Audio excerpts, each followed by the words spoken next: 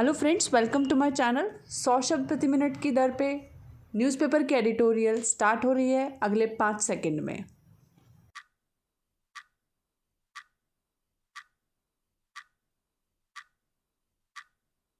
Start.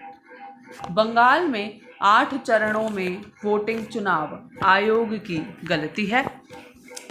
पश्चिम बंगाल में चल रहे चुनावों के बीच लोग मुझसे पूछ रहे हैं कि वहाँ ट्रेंड क्या है, वहाँ हवा किस दिशा में चल रही है। मैं जानता हूं कि चुनाव आयोग ने किसी भी तरह के एग्जिट पोल डेटा के प्रसार पर रोक लगाई है। हालांकि मैं कोई एग्जिट पोल नहीं कर रहा। CSDS पोस्ट पोल सर्वे पर रहा हूं, इसलिए मैं इस बवाल से हर संभव बच रहा हूं। लेकिन चुनाव आयोग पश्चिम बंगाल में स्वतंत्र और निष्पक्ष चुनाव करने को अपनी अक्षमता के सवाल से नहीं बच सकता। आखिरी क्यों 8 चरणों में चुनावों की योजना बनाने के बावजूद चुनाव आयोग ऐसा नहीं कर सका? पहले 4 चरणों में कई मतदान केंद्रों पर हिंसा हुई, जिसमें कुछ मौतें भी हुई। चूंकि राजनीतिक तापमान बढ़ रहा है, बाकी चरणों में भी TMC और भाजपा कार्यकर्ताओं के बीच झड़प से इनकार नहीं किया जा सकता है।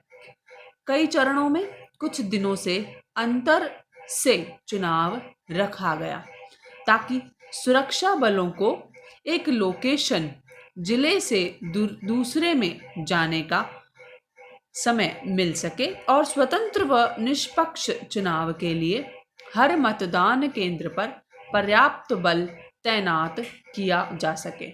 लेकिन जमीनी हकीकत के दृश्य बताते हैं कि जिन केंद्रों पर हिंसा हुई, वहां मतदान केंद्रों के अंदर सुरक्षा बल दिखाई दिए, लेकिन बाहर नहीं। वह सर्वविदित है कि हिंसा ज्यादातर मतदान केंद्र के बाहर ही होती है। ऐसे में चुनाव आयोग को जवाब देना चाहिए कि क्या 1 महीने तक 8 चरणों में चुनाव कराने की योजना एक गलती है, एक ऐसा फैसला है जिस पर जमीनी परिस्थितियों को ध्यान में रखते हुए पर्याप्त विचार नहीं किया गया। कई चरणों में चुनाव कराने के अपने फायदे हैं, लेकिन कुछ चुनौतियां भी हैं जिन पर विचार करने में चुनाव आयोग असफल रहा। साथ ही कई गांवों में तनाव के संकेत स्पष्ट होने के बावजूद सुरक्षा बलों को मतदान केंद्र के बाहर तैनात न करना भी क्या योजना में एक गलती थी?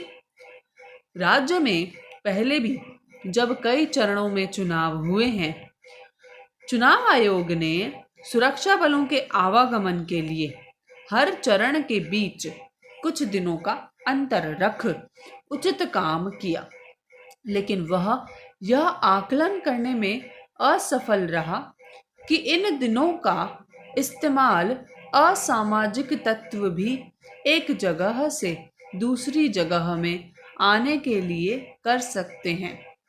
पश्चिम बंगाल में चरणबद्ध चुनाव कराने का उचित कारण हो सकता है, लेकिन यह पूछा जाना चाहिए कि 8 चरणों के पीछे क्या तर्क है।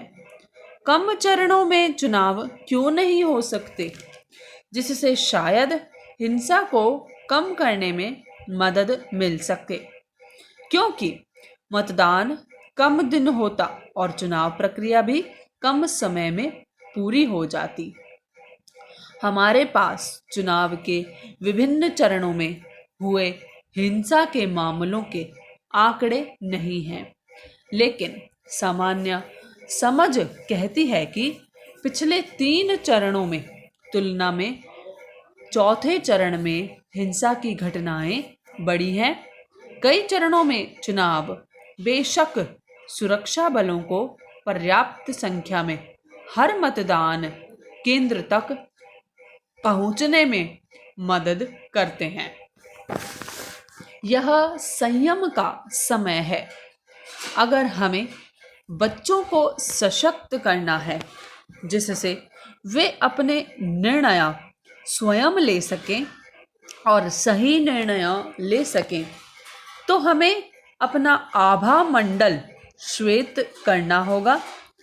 श्वेत आभा मंडल यानी नकारात्मक बातों, भावों से दूरी। हमारे अंदर कौन सी ऐसी चीजें हैं जो हमारे आभा मंडल के श्वेत रंग को दूषित करती हैं या बदलती हैं?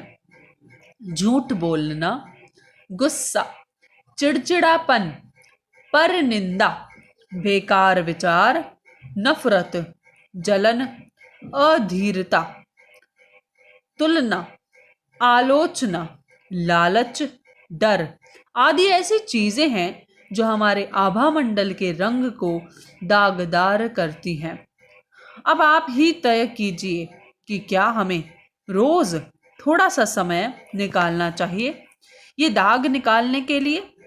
आज के समय में हम जितनी समस्याओं का सामना कर रहे हैं उसका यही कारण है कि मेरे पास ये दाग साफ करने का समय नहीं है, क्योंकि मैं धन कमा रहा हूँ, परिवार को संभाल रहा हूँ। सबसे पहले आप यह तय कर लें कि मुझे रोज 1 घंटा अपने ऊर्जा क्षेत्र की सफाई करना है। किसी के भी संस्कार कुछ दिनों में ही नहीं बदल सकते। इसके लिए हर रोज अपने ऊपर मेहनत करनी होती है।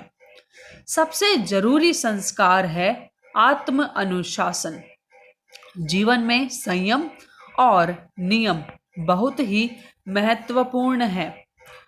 धन कमाने के लिए इतनी मेहनत करते हैं और अंदरूनी शक्ति कमाने के लिए समय नहीं है, तो यह अपने आप के साथ धोखा है।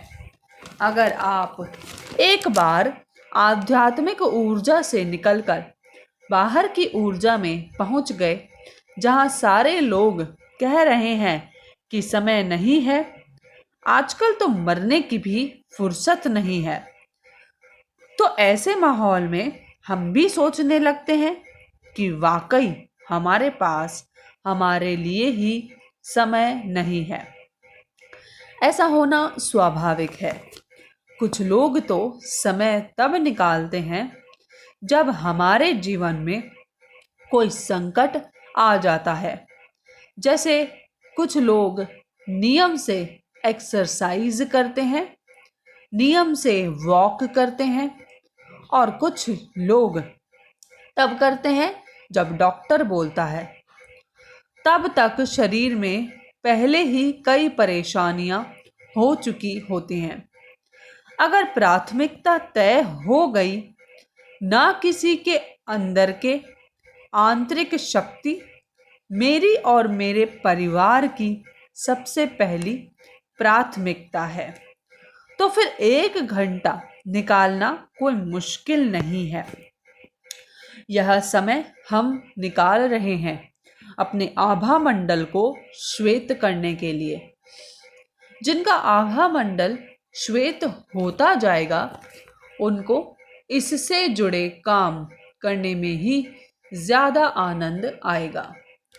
आप देख पाएंगे कि आप अंधकारमय आभा मंडल के साथ कोई काम करें और फिर श्वेत आभा मंडल के साथ सारा दिन वो ही काम करें, तो आपको अंतर साफ दिखेगा। सच बोलने में समय नहीं लगता है, लेकिन सच बोलने की ताकत चाहिए। सच बोलने में समय तो लगेगा, झूठ बोलने में कहानी इधर से बनानी पड़ती है, उधर से बनानी पड़ती है, फिर उसके बाद डर भी लगता है। फिर सारा ध्यान रखने के लिए भी कहीं ना कहीं कुछ गफलत हो ही जाती है। फिर उसे ठीक करने में और समय लगता है। लेकिन ये सारा समय बच सकता था, लेकिन सच बोलने के लिए और सच बोलने के बाद और सही कर्म करने के बाद। स्टॉप।